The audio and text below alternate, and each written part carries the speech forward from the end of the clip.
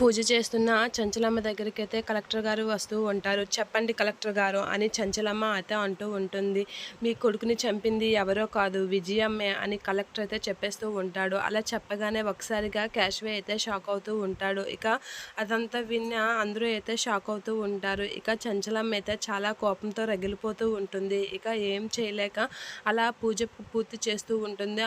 అదే కోపంతో అలా కోపంతో పూజ పూర్తి చేస్తూ ఉంటుంది. అది చూసి కేశవ అయితే షాక్ అవుతూ ఉంటాడు. చంచలమ్మ ఇప్పుడు ఎలాంటి నిర్ణయం తీసుకుంటుందో, ఎలా ఆవేశంతో ఇదవుతుందో చూస్తేనే భయమేస్తుంది అని కేశవ అయితే అనుకుంటూ ఉంటాడు. ఇక కలెక్టర్ గారు చెప్పిన నిజం విని అందరూ షాక్ అయ్యి అలా చూసేసరికి చంచలమ్మ అయితే అక్కడే ఉన్న బండిని తీసుకొని అయితే చాలా స్పీడ్గా వెళ్తూ ఉంటుంది. అత్తమ్మ అత్తమ్మ అని సింధూర వీళ్ళు ఎంత ఆపినా సరే చంచలమ్మ చాలా స్పీడ్గా విజయమ్మ వాళ్ళ ఇంటికేసి అయితే వెళ్తూ ఉంటుంది. అలా చంచలమ్మ అయితే వస్తూ ఉంటుంది విజయమ్మ దగ్గరికి. ఇక ఊరు జనాలు అందరూ అయితే విజయమ్మ దగ్గరికి వచ్చి, ఏంటి మీరందరూ ఒకసారిగా వచ్చారు అని అంటే, మీరు చంచలమ్మ కొడుకుని చంపడం ఏంటమ్మా, ఆ కక్షతో చంచలమ్మ మిమ్మల్ని చంపడానికి వస్తుంది, అందుకే మేము వచ్చాము, అదంతా కక్ష తీర్చుకోవడానికే ఈ ప్లాన్ అంతా అని ఊరు మొత్తం అంటూ ఉంటారు. ఇక విజయం అయితే కొంచెం భయపడుతూ ఉంటుంది చంచలమ్మ ఏం చేస్తుందో అని. ఇక చంచలమ్మ అయితే చాలా స్పీడ్గా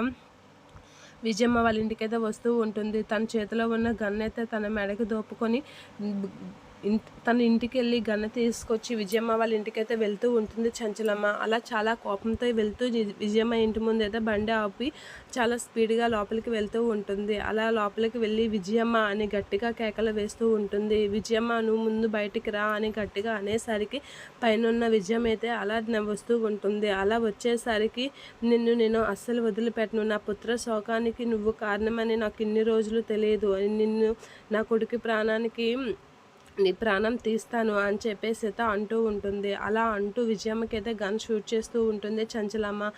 దీనికి విజయం అయితే షాక్ అవ్వకుండా అలా చూస్తూ ఉండిపోతుంది చంచలమ్మ వైపు.